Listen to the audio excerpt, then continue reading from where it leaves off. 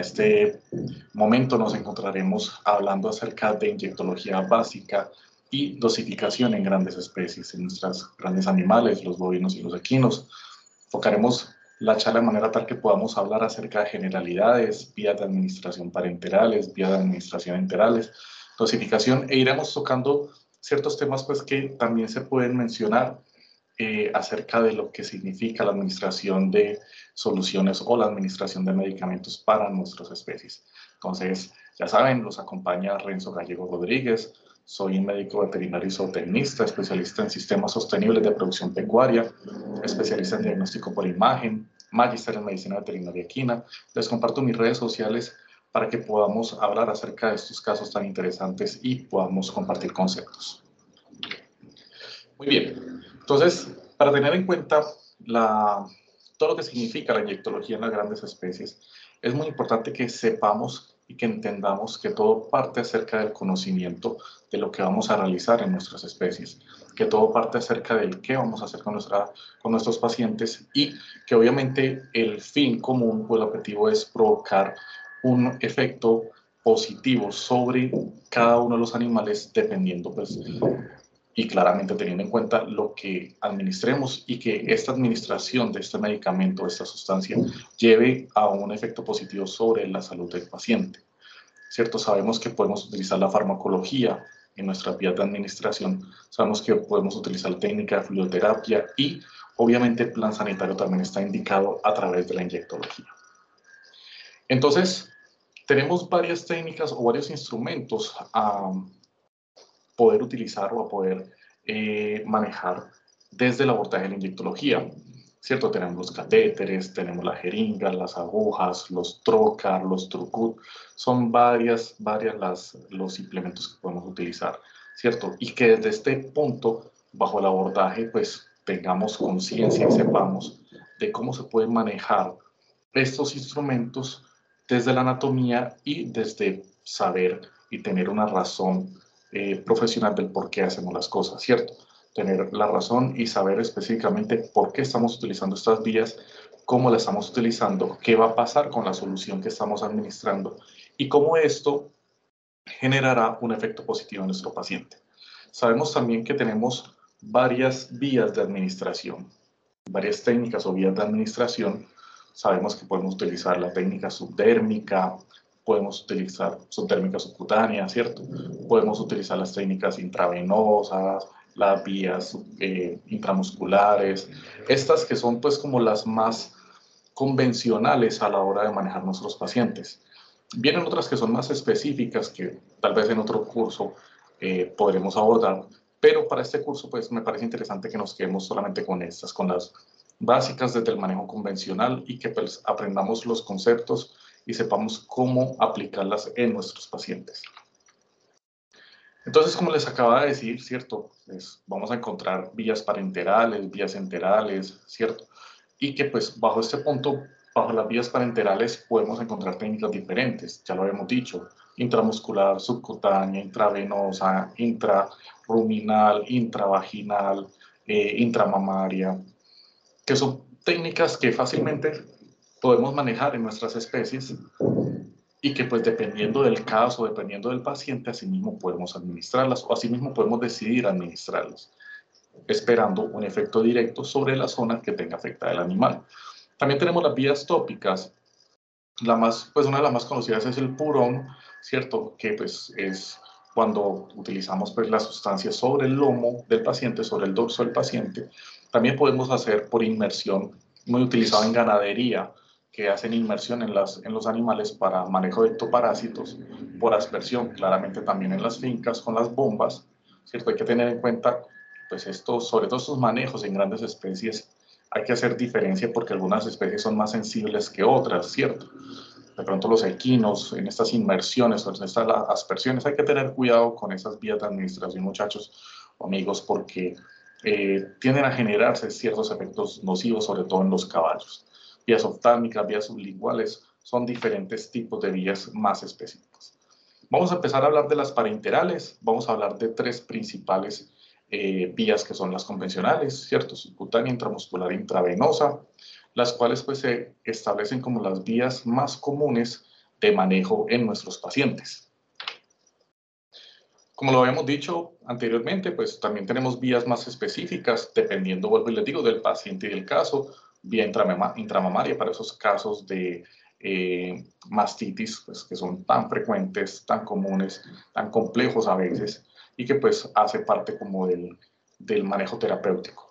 Vías intrarruminales que también pueden darse, es cierto, también se pueden administrar medicamentos vía intrarruminal, obviamente bajo el conocimiento anatómico específico, obviamente bajo el conocimiento farmacológico específico, que pues podemos o nos puede brindar un efecto directo sobre el rumen.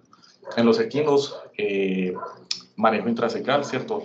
Secocentesis, que a través de esta secocentesis podemos administrar también medicamentos o podemos ayudar pues como con la distensión abdominal. Son varias las situaciones que podemos abordar de este tipo de técnicas más específicas que, como les dije, pues podremos abordar en otros cursos más detallados sobre el manejo de estos pacientes. Es muy importante tener en cuenta, queridos amigos, que debemos conocer el fármaco que vamos a utilizar, debemos conocer la sustancia que vamos a utilizar. Tomémonos el tiempo de leer el inserto, tomémonos el tiempo de leer ese inserto y de darnos cuenta y de reconocer en qué condiciones está esa sustancia. Claramente tiene que ser una sustancia que no tenga una fecha, o sea, que no se haya vencido, ¿cierto? Que tenga una fecha viable de manejo y de uso, ¿cierto? Que no haya sobrepasado el límite de la fecha de vencimiento. Debe ser una sustancia o un fármaco o un medicamento que pues tenga y que cumpla con el registro INVIMA. Debe ser así. Debe ser así. No vamos a utilizar medicamentos que no tengan un registro INVIMA, porque pues recuerden que nosotros estamos, ¿cierto? Estamos siendo monitoreados, estamos a la vista del TRINADER. El TRINADER pues es la institución que controla el bienestar y la ética profesional en cuanto a los animales. Entonces, pues claramente, y no solo por eso, porque es que en realidad no queremos hacerle daño a nuestros pacientes, ¿cierto? Entonces, son cosas que debemos tener muy, muy en cuenta antes de administrar un medicamento. ¿Cierto? Lo que les acaba de decir, asegurarnos que el medicamento tenga un registro INVIMA y que pues obviamente no vayamos a incurrir en faltas con el TRINADER, con el Tribunal de Ética Profesional, porque pues no aplica, ¿cierto? No aplica como que por descuido o por falta de disciplina, pues terminemos utilizando medicamentos que no deberían utilizarse, o medicamentos que estén vencidos, o medicamentos pues que no, ¿cierto? Siempre, siempre, fijémonos, así sea que la fecha de vencimiento esté vigente, ¿cierto? O sea, que no haya vencido el medicamento, siempre tomémonos el tiempo de ver el medicamento, de ver la sustancia, que si esté apropiada, que si esté bien, que si sea inocua para nuestro paciente. Y bueno, ya entrando más en el tema, recordemos y reconocemos que las vías parenterales tienen varios puntos anatómicos en los cuales las podemos manejar o las podemos utilizar. A nivel subcutáneo, podemos utilizarlo donde haya, la técnica la podemos utilizar donde haya sitios de mayor flexibilidad de la piel, ¿cierto? De mayor elasticidad. Tenemos varias opciones en cuanto a las vías intramusculares. Tenemos la tabla del cuello, ¿cierto? Tenemos la zona del anca, tenemos esta zona tendinosa, ¿cierto? A nivel venoso, pues casi siempre en grandes especies recurrimos o el sitio de elección es la yugular, tanto en equinos como en bovinos.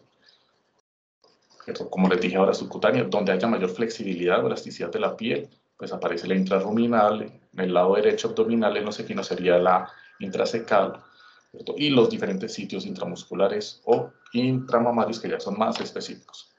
Entonces vamos a empezar a hablar de estas vías convencionales más comunes. Vamos a hablar acerca de la vía subcutánea. La vía subcutánea, queridos amigos, se relaciona directamente al espacio que hay entre la piel, ¿cierto? Más exactamente por debajo del tejido conjuntivo laxo, perdón, y el espacio que hay entre esa piel y ese tejido sobre la siguiente fascia o músculo que se encuentra, ¿cierto? Entonces, vamos a encontrar un espacio entre la piel y el músculo o la fascia en la cual podemos administrar la sustancia deseada en el paciente.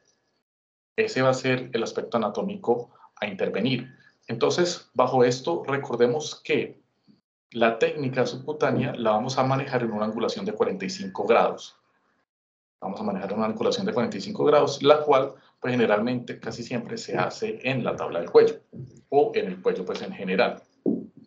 ¿Cierto? Vean, hacemos un pequeño pellizco, una pequeña, pues tocamos la elasticidad de la piel, estiramos un poco, queda un espacio entre la piel y el músculo y en ese espacio vamos a administrar el medicamento. Eso es lo importante de la técnica. Entonces, ¿qué se puede decir? O sea, realmente la técnica subcutánea se puede hacer en cualquier sitio donde la elasticidad de la piel permita que se dé ese espacio y podamos poner el medicamento. Sea el cuello, ¿cierto? Sea la zona baja del cuello. En bovinos hay un pliegue cutáneo en la base de la cola que también se puede utilizar como técnica subcutánea. Entonces, o sea, el concepto claro es, todo sitio anatómico donde la piel tenga elasticidad y permita que se dé el espacio entre la piel y el músculo, ahí se puede utilizar la vía subcutánea. Nos vamos a dar cuenta que la piel va perdiendo como su condición de elasticidad a medida que pues, se va hacia caudal, ¿cierto? Escápula, tórax, abdomen, no son tan elásticos, de hecho son muy poco elásticos. Entonces aprovechemos estos sitios de mayor elasticidad. En los equinos es lo mismo. En los equinos es lo mismo tratar de abordar, ¿cierto? Los sitios donde mayor elasticidad de piel haya. Eso es el consejo, asegurarse pues de que la aguja quede en el espacio subcutáneo, ¿cierto? Que quede entre la piel y el músculo. Siempre, siempre, para todas las técnicas, queridos amigos, cuando entremos la aguja, ¿cierto? Cuando entremos la aguja, devolvamos un poco el émbolo para verificar que no estemos, que no hayamos cogido un vasito, que no estemos en sangre. Esto aplica, pues, obviamente para la técnica subcutánea y para la técnica intramuscular. En la venosa, claramente sí queremos que estemos pues, directamente sobre el vaso, ¿cierto? Entonces, fijémonos para que pues, no tengamos pues como un falso positivo, ¿cierto? No tengamos un falso positivo y que el medicamento se nos vaya por vía sanguínea. Entonces, siempre tengamos la precaución de volver un poco el émbolo y fijarnos de que tanto para técnica subcutánea como muscular no haya sangre. Entonces, vamos a entender que la distribución de los medicamentos y su posterior absorción depende, teniendo en cuenta el sitio de administración, depende de la condición circulatoria vascular. Para el caso de la vía subcutánea, el aporte de riego sanguíneo es menor, ¿cierto? El aporte de riego sanguíneo es menor porque pues estamos hablando de vascularidad periférica, estamos hablando de pequeños vasos sanguíneos, estamos hablando de vasos pues que su capacidad de distribución es baja, por lo tanto, ¿cierto? Por lo tanto, va a ser un medicamento que pues va a tener una demora en su efecto y en su posterior distribución. Entonces, bajo ese punto, reconozcamos que esta vía subcutánea es una de las que más se demora en generar un efecto de distribución y así pues provocar el efecto directo del medicamento.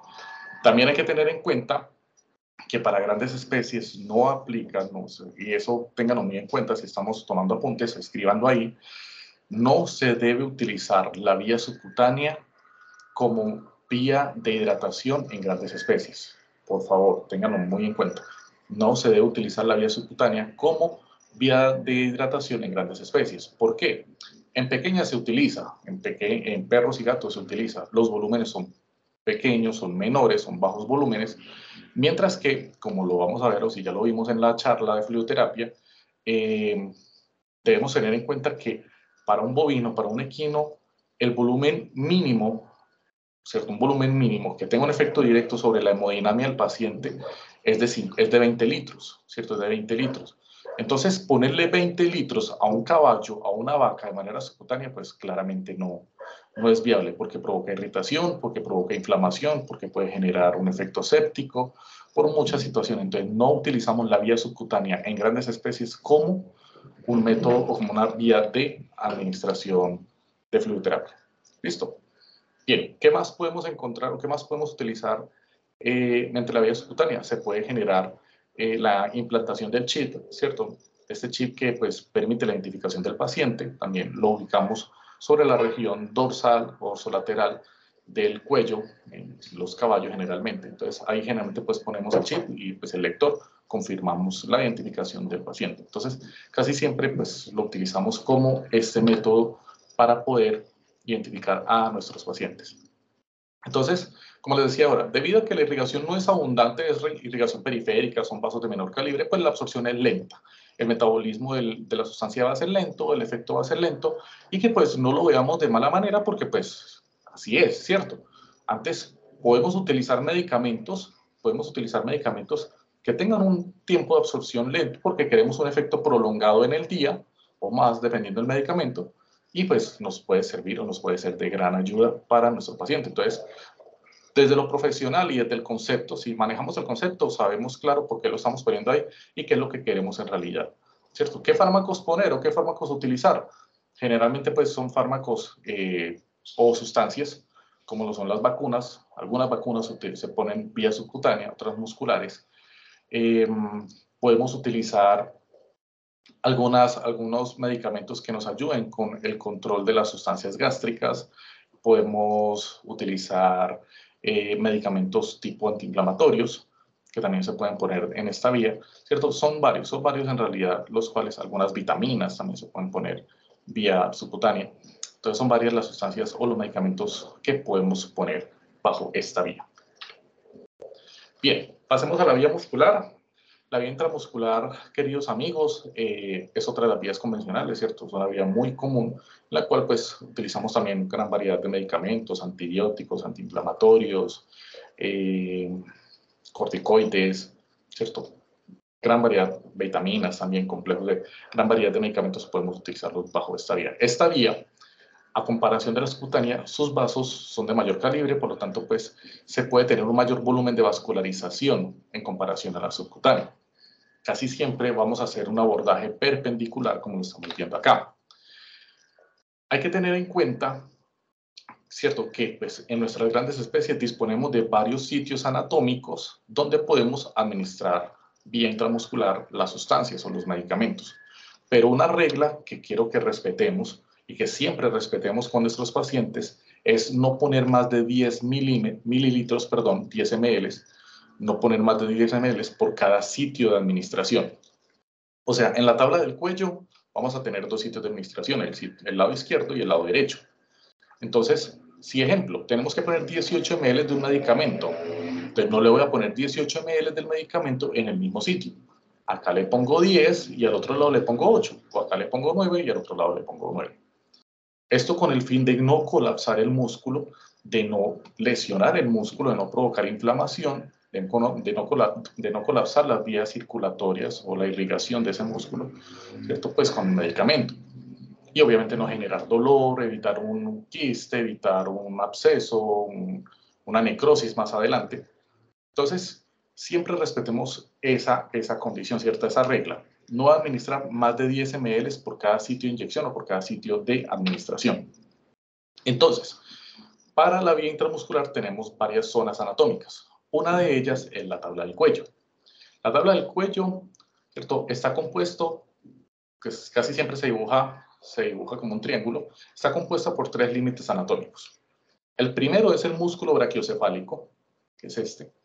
¿Cierto? El primero es el músculo brachiocefálico. El segundo lo representan las fibras tendinosas del ligamento nucal, y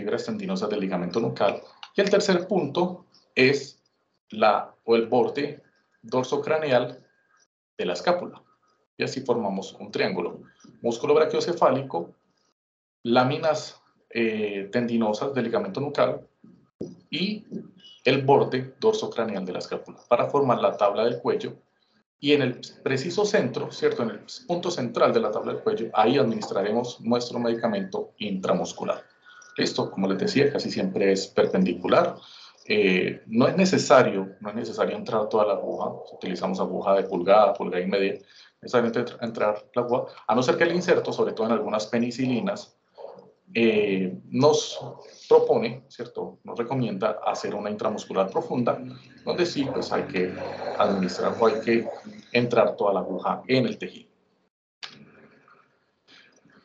A nivel de los sitios de inyección intramuscular, pues tenemos el ANCA, está la región glútea, ¿cierto? Aplica tanto para bovinos como para equinos. Tenemos también varios aspectos anatómicos, alas del ilion, el proceso espinoso del sacro y la articulación coxofemoral. ¿Cierto? Tenemos estos tres puntos que convergen y pues la técnica dice que en el centro de estos tres puntos podemos hacer la administración del medicamento. En bovinos aplica porque los bovinos tienen una gran masa muscular glútea. Ahora, no tenemos que olvidar que por esta zona está el plexo lumbosacro y que aquí se desprende el ciático mayor y que pues va a inervar todo el miembro posterior. Entonces, bajo ese punto, pues no tenemos que olvidarnos de eso, ¿cierto? Y pues hacer una técnica adecuada, con el fin de pues no generar una lesión innecesaria. Entonces, recordemos, alas de Lilium, proceso espinoso del sacro, articulación coxofemoral y las tres pues convergen. También tenemos la posibilidad de realizar la técnica en el espacio tendinoso, donde están los músculos semimembranoso y semitendinoso, ¿cierto?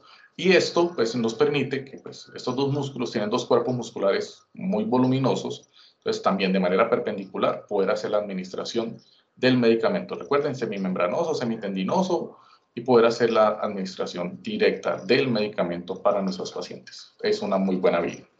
Por acá, pues, a nivel profundo también pasaría el ciático, sobre todo sobre esa región proximal, pero ya es más profundo, o sea, es más difícil hacer, provocar una lesión en este punto que en este. En este sí es un poco más, no decirlo más común, porque pues en realidad pues, no sucede. Tiene que ser que lo hagas muy atrás, muy caudal, para que haya posibilidad de lesionar el nervio ciático. Si lo haces bien en el centro, está perfecto. Como les decía, en los caballos aplica lo mismo, tabla del cuello, músculo brachiocefálico, ligamento nucal, fibras tendinosas, borde craneodorsal de la escápula. En todo el centro hacemos la administración de la técnica intramuscular. Algo que les recomiendo es no caer en ese error de pronto. Yo sé que muchas personas aplican esta intramuscular dando un golpe. Eso no está bien, eso no es técnico, eso no es profesional, ¿cierto? Y aparte, pues, puede asustar sobre todo a los caballos, puede asustarlos, saben que son animales nerviosos, los previene. ¿Para qué generar un golpe? Pues no hay necesidad. Entonces, podemos hacer la técnica pues, más sencilla, que se vea pues, más pulida, donde hacemos un pequeño pliegue, ¿cierto? Un pequeño pellizco, estiramos un poco, y con esa sensación de ese momento aprovechamos y entramos la aguja con la jeringa y hacemos la administración del medicamento. Entonces, esto pues se ve mejor, no hay que pegarle un golpe al animal, que por más suave que sea, es golpe. Entonces, de esta manera, pues casi que despistamos un poco al animal haciendo el pliegue e inmediatamente ponemos la intramuscular. Yo sé que también hay de pacientes a pacientes, unos son muy temperamentales, muy nerviosos, muy difíciles. Usted evalúe la situación. En la medida de lo posible, haga esta técnica del pellizco junto con la administración del medicamento. En equinos también podemos utilizar los músculos semimembranosos y semitendinosos, también perpendicular profundo, no hay problema, ¿cierto? No se corre el riesgo de generar una lesión sobre el ciático. Muy bien, uno debe ubicarse pues, de manera adecuada junto al caballo para evitar cualquier lesión que afecte pues, al animal, que lo afecte a uno y que afecte al animal también, ¿cierto? Entonces, miren, siempre la técnica perpendicular sobre los dos músculos semimembranosos y semitendinosos. Esta técnica, ¿cierto? Esta vía intramuscular sobre el anca, sobre los glúteos, también puede ser posible. También tenemos las alas del ilion, ¿cierto? Tenemos la coxofemoral y los procesos espinosos del sacro. En lo personal, realmente les confieso que no lo hago tan al centro de estos tres puntos que convergen, sino que lo hago más hacia esta zona, o sea, más entre el ala del ilion y la coxofemoral. ¿Por qué? Porque en los equinos hay mayor volumen muscular acá que acá, a diferencia de los bovinos. Acá convergen todas las capas glúteas, mientras que acá no. Entonces, y acá pues es un poco más superficial el ciático en comparación a los bovinos. Entonces, yo realmente, ¿cierto? Más como consejo profesional, prefiero hacerlo acá. En la mitad, entre las alas del ilion, el ala del ilion y la coxofemoral, en toda la mitad. Ahí lo hago. Entonces, es muy importante, queridos amigos, que sepamos manejar una técnica adecuada, sepamos hacer una técnica adecuada, no caigamos en errores que lleven a situaciones negativas para los pacientes.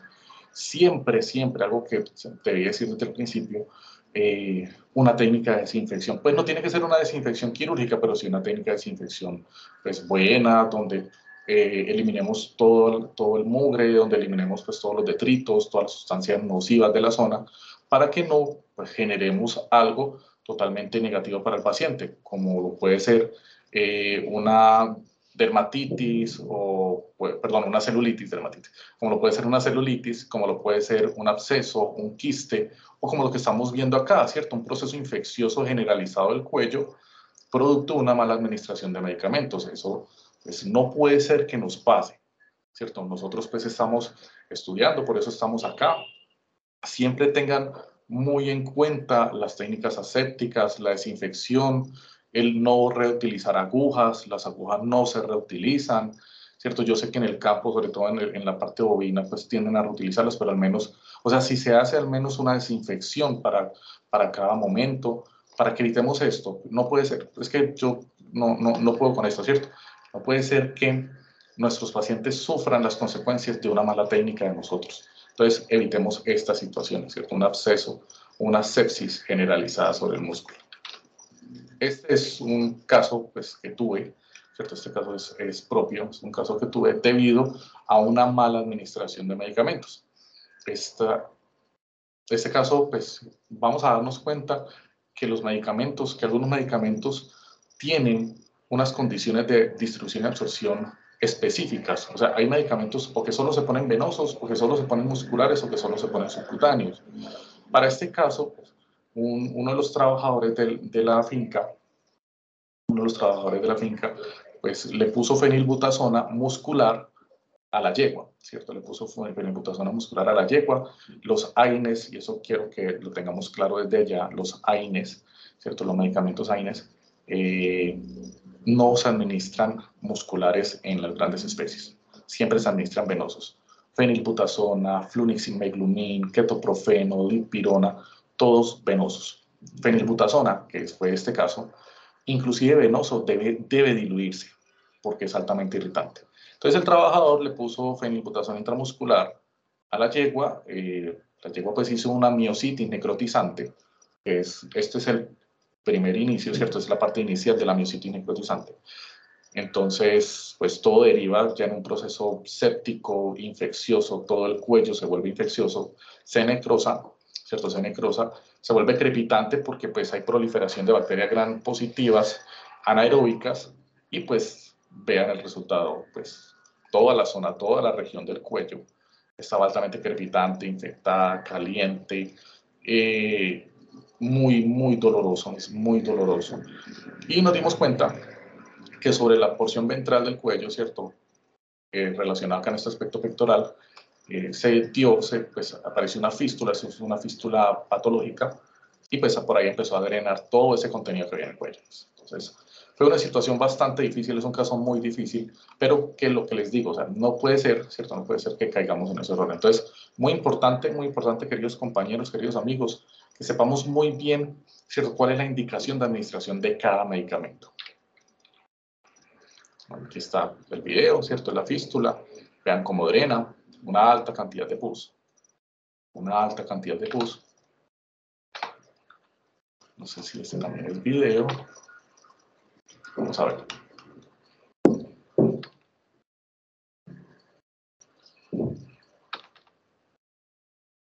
Un segundo, yo...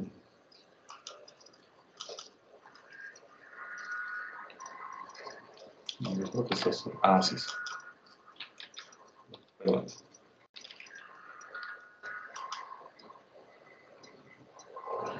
Entonces, eso era pus también, son concreciones de pus, eran concreciones de pus que empezamos a debridar, empezamos pues a eliminar desde toda esta zona, ¿cierto? Que estaba altamente purulenta, altamente infectada, y que pues es importante que eliminemos ese tipo de concreciones purulentas, porque no ayudan para nada con el tratamiento. Después terminamos haciendo un lavado sobre toda esta zona, la fístula se agrandó, pues se puso como todo este tamaño grande, y pues afortunadamente el caso tuvo una solución favorable para el paciente, para la paciente, pero son casos bastante complejos.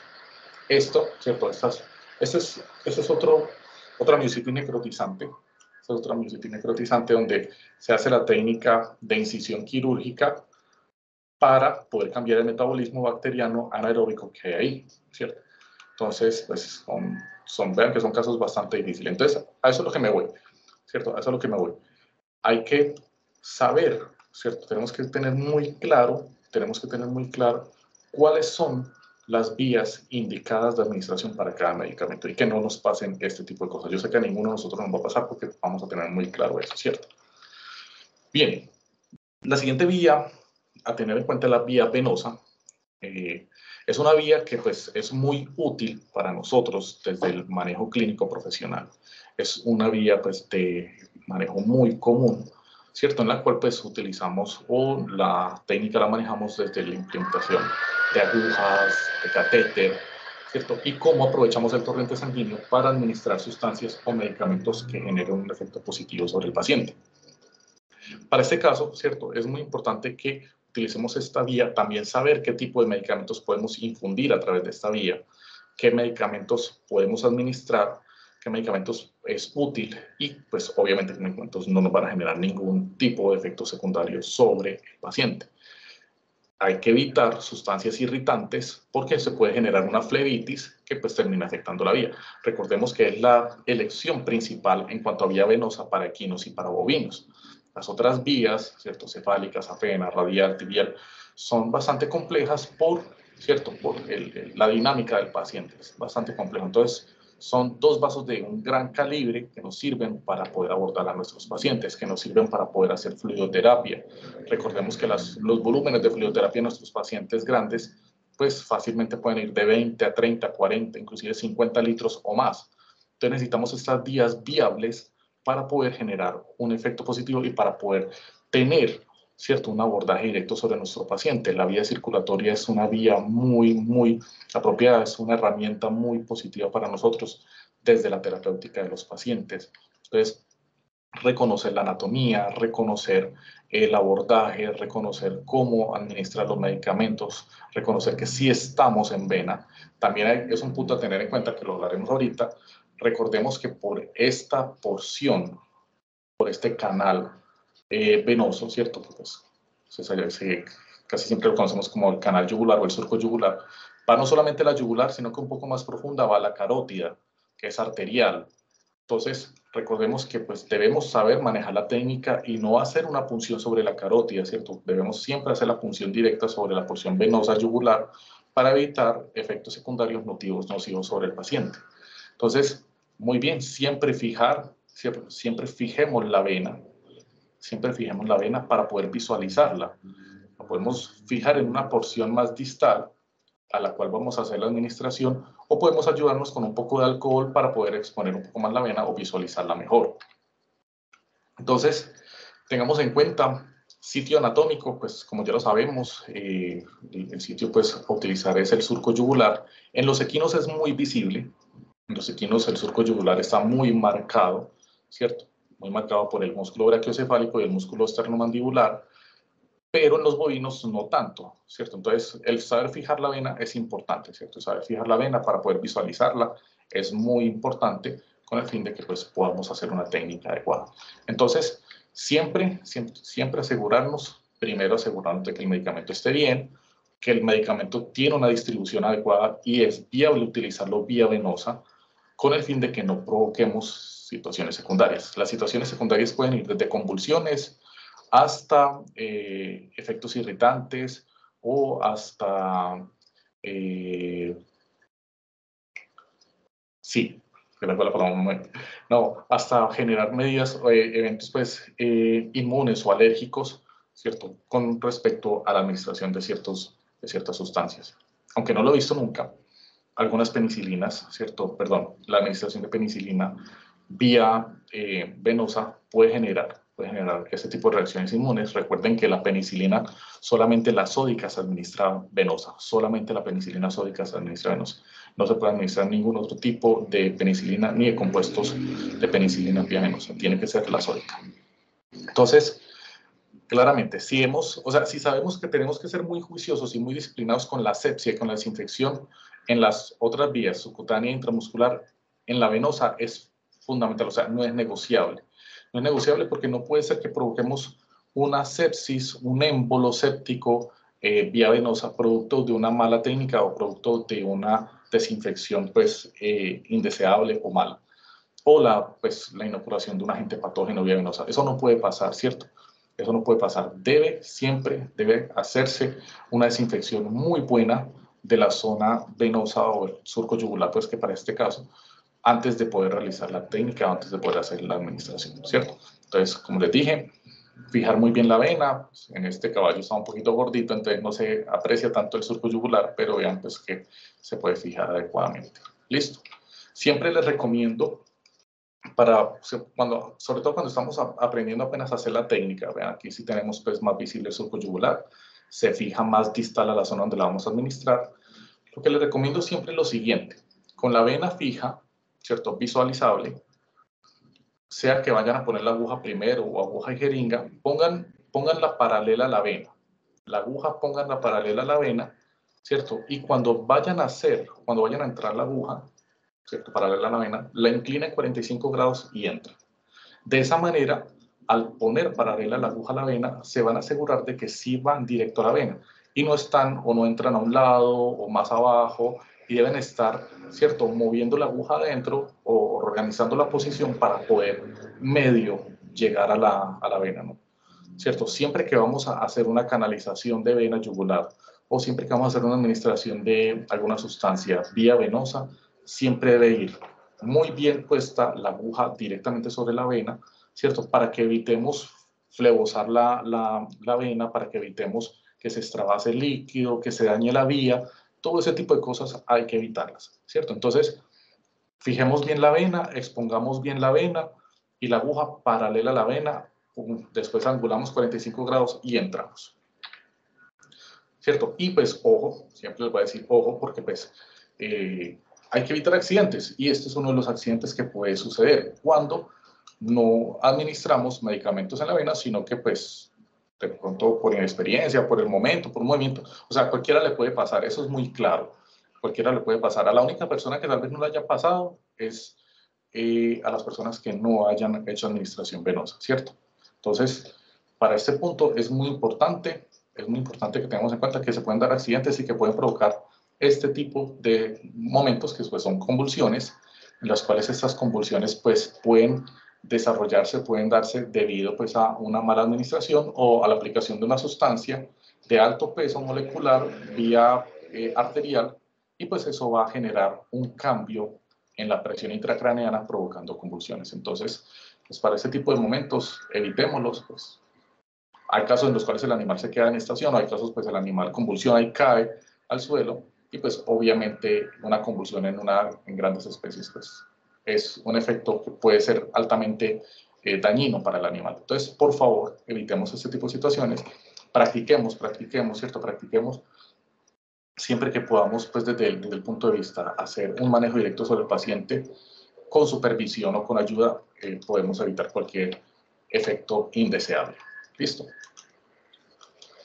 Entonces, obviamente, esta vía venosa también nos permite la posibilidad de fijar el catéter, ¿cierto? ¿Para qué?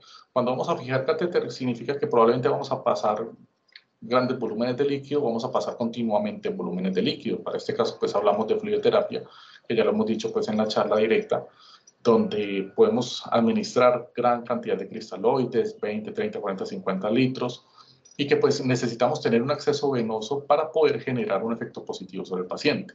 ¿Cierto? Entonces, fijar el catéter es muy apropiado, ya les voy a mostrar cómo, es muy apropiado para que tengamos ese acceso venoso continuo. Obviamente cuando no estemos pues generando un fluido, pasando un fluido, pues deben cerrarse las llaves, ¿cierto? Los tapones, para evitar cualquier ingreso de sustancias no deseables. Entonces acá tenemos un video donde vemos cómo se va a fijar el catéter.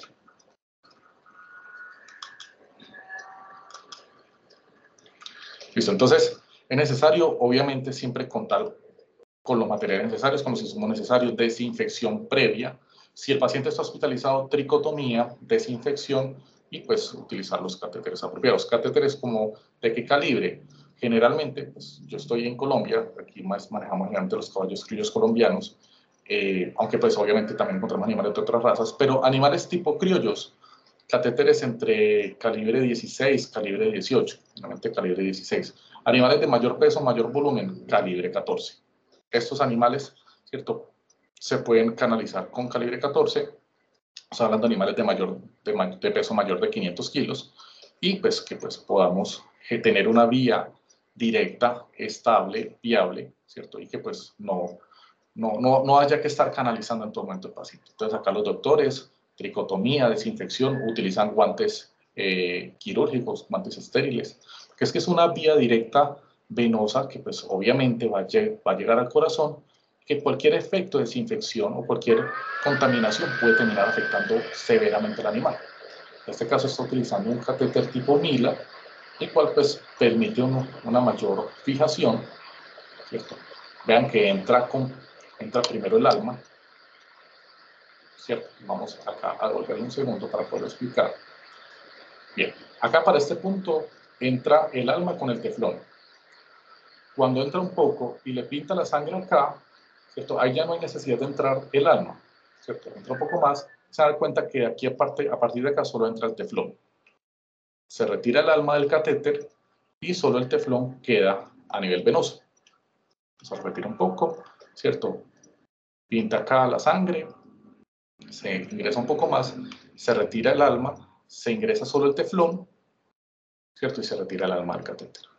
Aquí ya pues, se fija con la llave de 3 vías, con el fin de pues, poder generar una administración múltiple de medicamentos y líquidos para el paciente.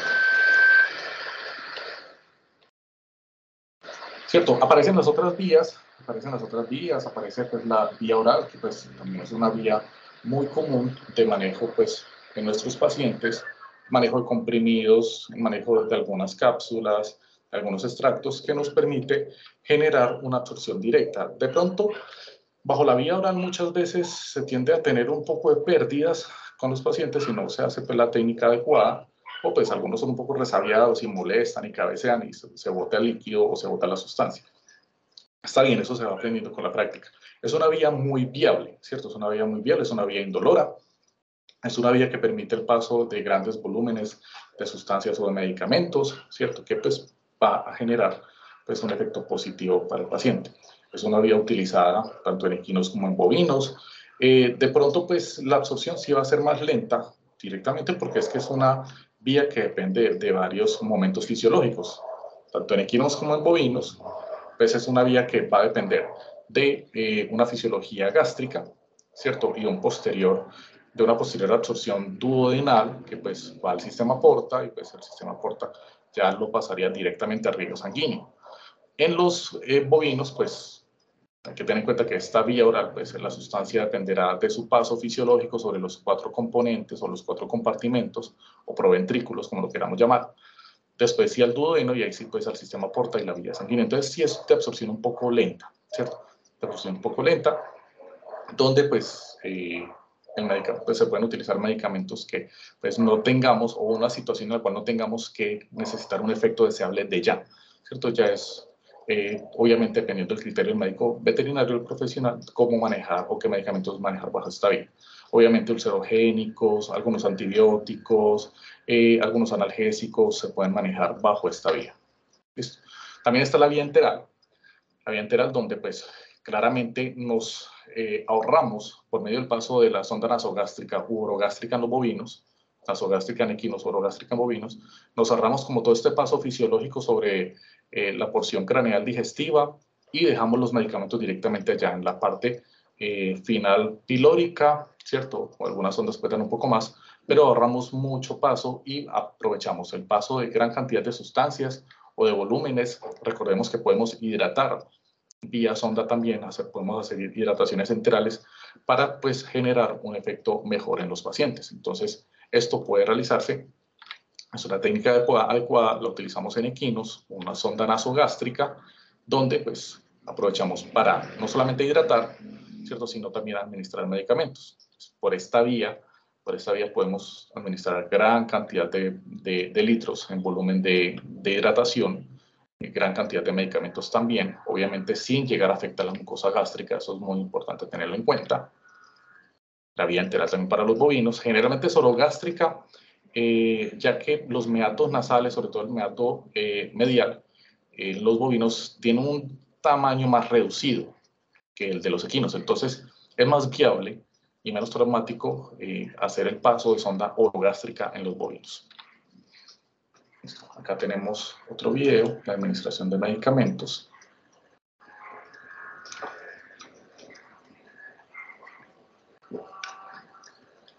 ¿Cierto? Entonces, se va a explicar de manera rápida cómo hacer la administración de los medicamentos en un equino.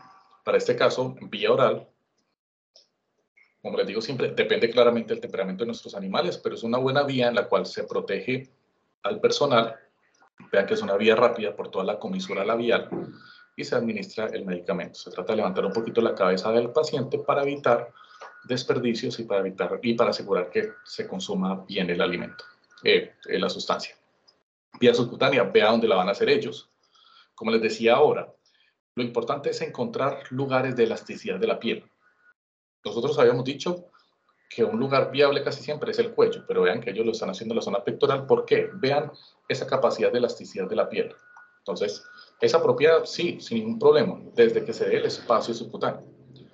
Vía intramuscular, ellos reflejan la tabla del cuello. Vean que también hay una opción pectoral, que no la mencionamos ahora, pero los músculos pectorales en el equino son de gran volumen y los podemos utilizar también. Aquí pues se están fijando, vean que están haciendo la técnica del pellizco, respetan bien los límites, músculo brachiocefálico, porción dorsocraneal de la escápula, el ligamento nucal, y aquí encontramos, ¿cierto?, la tabla del cuello, administración perpendicular, y se administra el volumen del medicamento deseado. Recuerden, no más de 10 ml. Vía intravenosa, se fija la vena, surco yugular, se fija la vena, se expone, se visualiza, ¿cierto? La tenemos ahí, se hace la desinfección, la aguja paralela a la vena, se inclina, vean que se inclinó, ahí directamente se encuentra la vena, ¿cierto? Está el acceso, se asegura a la jeringa, se asegura pues de que haya un buen flujo venoso y se administra el medicamento. Posterior, igual desinfección para evitar pues la presencia de sangre y la llegada de moscas o agentes que puedan afectar la zona. Ya teniendo como el paso de estas vías convencionales, vamos a hablar acerca de dosificación, ¿cierto? Aprender dosificación, queridos amigos, es muy importante. Aprender dosificación nos lleva a tener un muy buen efecto sobre nuestros pacientes y a no pues, generar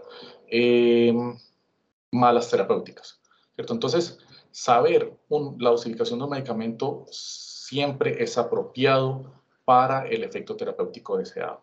Y aquí es muy importante que tengamos en cuenta las dosificaciones, y es una regla que debemos saber desde ya. Las dosificaciones se manejan en miligramos, en microgramos o en unidades internacionales. Por favor, no cometamos el error de seguir las recomendaciones, tipo ejemplo, administrar 5 ml cada 10 kilos, administrar 10 ml cada 100 kilos. No. Cuando seguimos ese concepto, generalmente terminamos o subdosificando o sobredosificando. Eso no es dosificación, queridos amigos. Y recuerden que al final, el que termina pues pagando los platos de la situación es el pobre paciente, o es el paciente. Entonces, aprendamos a hacer una dosificación adecuada, sepamos hacer dosificaciones adecuadas y evitemos caer en estos errores. ¿Dosificamos bien para qué? ¿O aprendemos a dosificar para qué? Para poder generar medidas terapéuticas o terapias adecuadas, ¿cierto? Se dosifica bien o adecuadamente la sustancia a administrar, ¿cierto? Sabemos puntualmente cuál es el volumen que necesita nuestro paciente según su peso y la concentración del medicamento, y se evita resistencia a ciertos agentes que pues para el momento y para la salud pública es uno de los grandes problemas que tenemos, las altas resistencias de los agentes microbianos a los fármacos. Entonces, como les dije ahora, ¿cierto? Esa determinación de dosificación es muy importante, es necesaria, debe ser una regla, ¿cierto? Debe ser una regla. Dosificamos en miligramos, en microgramos o en unidades internacionales. Así dosificamos, ¿cierto? No caemos en errores de mala dosificación. Entonces, hay que entender y hay que saber que la dosis es esa cantidad de medicamento que vamos a administrar para generar o para producir un efecto deseado en nuestro paciente. Al final tendremos el volumen de medicamento que vamos a administrar, ¿cierto? Así calculemos la dosis en miligramos, en microgramos, en unidades internacionales. Al final determinaremos o tendremos el volumen a administrar en nuestro paciente, ¿cierto? Para ese momento. Entonces, muy importante, queridos amigos, que sepamos hacer esto. Listo, entonces, esa dosificación se hace bajo una fórmula básica, ¿cierto? En la cual pues debemos tener en cuenta ciertos factores. Factores como el peso vivo del paciente, ¿cierto? Factores como el peso vivo del paciente, factores como la dosis propia del medicamento y factores como la concentración. Entonces, esa concentración debemos ser claros en saber que es una disolución, ¿cierto? Que en una disolución va a haber una cantidad de soluto, que sería el fármaco, que se va a disolver, ¿cierto? En una determinada cantidad de un disolvente y que pues para este caso se puede expresar de diferentes maneras. Masa por volumen, en ml, porcentaje, cantidad de unidades, ¿cierto? O razón que pues casi no es comercial en nosotros, pues en la parte clínica, ¿cierto? Las concentraciones a razón es más para suplementos nutricionales, para suplementos alimenticios, sí, ¿cierto? En nuestros medicamentos utilizados de manera clínica, casi siempre masa en volumen y en ml, porcentajes, y esto sí es más para suplemento nutricional. Entonces, cuando vamos a determinar terapéuticas para nuestros pacientes, debemos tener en cuenta que pues sí se calcula una dosis y que pues obviamente ese fármaco o esa sustancia debe tener, ¿cierto? Un tiempo de aplicación, un tiempo de administración. ¿De qué depende el tiempo de administración del fármaco? De la vida media de este mismo, ¿cierto? De cómo se distribuye, cómo es su dinámica. Entonces, algunos fármacos se ponen una vez al día, otros fármacos se ponen 2 veces al día, 3 veces al día, 4 veces al día, ¿cierto? Y pues depende de qué, de la vida media del medicamento. Otros se ponen en dosis única, pues va a depender de la dinámica del fármaco. Entonces, cuando tenemos estas, ¿cierto? Estas abreviaturas, sabemos que CIT no significa que vamos a administrar ese fármaco una vez al día, o sea, cada 24 horas.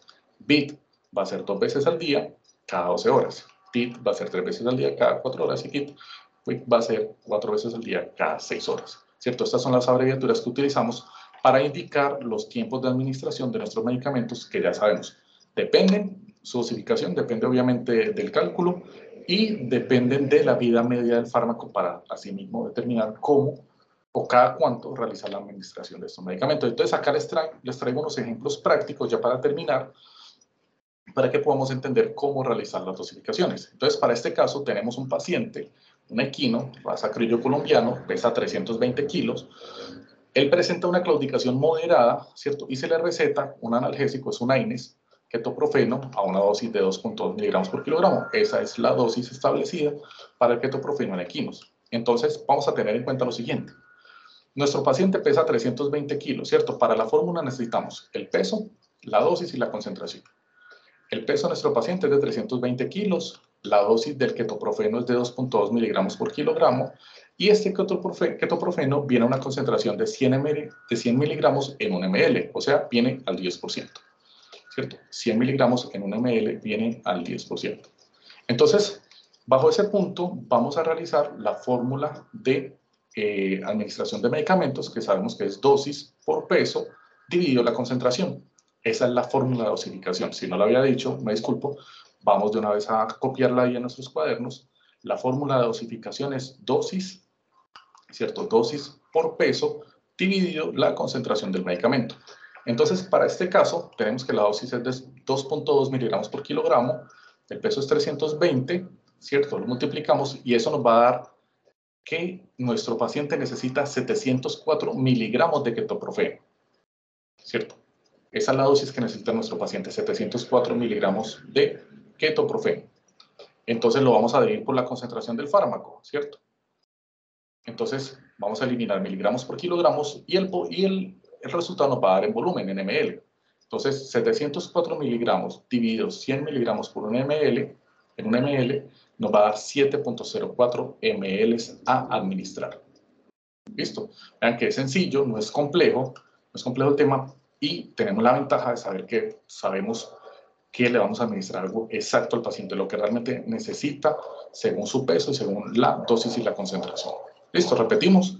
Dosis por peso dividido concentración, 2.2 miligramos por kilogramo, que es la dosis por el peso, nos da 704 miligramos que necesita el paciente de ketoprofeno y la dividimos en la concentración para un total de 7.04 ml. El ketoprofeno en los equinos, queridos amigos, se maneja cada 24 horas, o sea que se maneja así. Listo.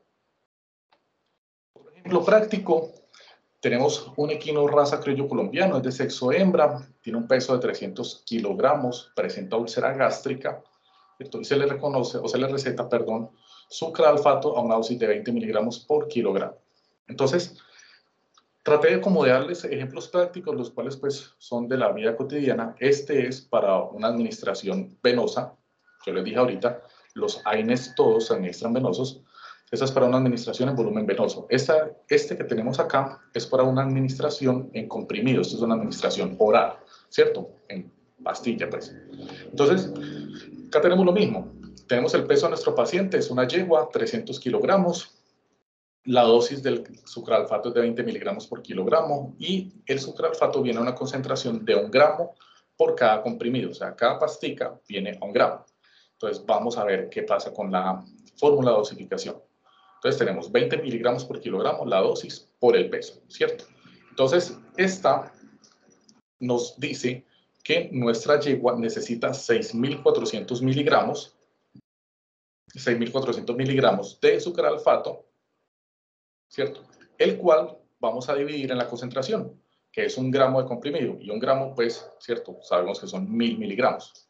Entonces, 6.400 miligramos que necesita la yegua dividido en 1.000 miligramos. Eso nos da un total de 6.4 comprimidos. ¿Listo? Entonces, es muy importante, ¿cierto? Es muy importante que lo sepamos y que entendamos que pues, de esa manera podemos generar dosificaciones adecuadas para nuestros pacientes. Recordemos, ya sabemos que cada comprimido viene a 1 gramo y que pues para este caso necesitaríamos 6.4 comprimidos. Este sucralfato se da cada 8 horas, ¿cierto? Se da cada 8 horas en nuestros pacientes. Bien, tenemos un último ejemplo práctico. Este pues a veces suele ser un poco complejo de aprender al principio, pero pues se dan cuenta que es muy sencillo. Para este caso, vamos a utilizar unidades internacionales de penicilinas. Entonces tenemos un bovino, raza criollo, de sexo hembra, pesa 450 kilos y presenta un absceso. A este bovino, ¿cierto? A esta vaca, se le recetó penicilina a una dosis de 22.000 unidades internacionales por kilo, cada 12 horas, ¿cierto? Recordemos que las penicilinas tienen una dosificación de 22.000 unidades internacionales a 50.000 unidades internacionales. Entonces, para este caso se utilizó la dosis más baja para el manejo de ese absceso en esta vaca. Entonces, volvemos. Tenemos un peso, ¿cierto?, de 450 kilos, una dosificación de 22.000 unidades internacionales y vamos a darnos cuenta que las penicilinas vienen en varios tipos de presentación en la concentración. Generalmente vienen en frascos por 20 ml y las vamos a encontrar para grandes animales en concentraciones de 8 millones, 9 millones, 10 millones u 11 millones, ¿cierto? Generalmente son 9, 10 u 11 millones de unidades internacionales en un ml. La recomendación es siempre traten de conseguir la de 11 millones o la de 10 millones, porque entre menor concentración tenga, más alto va a dar el volumen. Entonces, sí se vuelve un poco engorroso. Entonces, si podemos encontrar de 10 millones o 11 millones, está perfecto. Listo, entonces tenemos los 3 datos.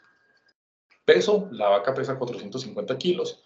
Dosificación, 22.000 unidades internacionales por kilo. Y la concentración es de 11 millones de unidades internacionales en un ml. Para este caso, no vamos a aplicar la regla, ¿cierto? La fórmula que aplicamos anteriormente, sino que la vamos a hacer bajo una regla de 3. Entonces, tenemos que la dosificación, ¿cierto? La dosis multiplicada por el peso. 22.000 unidades internacionales por 450 kilos. Eso nos va a dar un total de 9.9 millones de unidades internacionales. O sea, esta vaca, para dosificarse, necesita 9.9 millones de unidades internacionales. Y tenemos un frasco de 20 ml con una concentración de 11 millones. Entonces, de estos 11 millones, tenemos que administrarle 9.9 millones.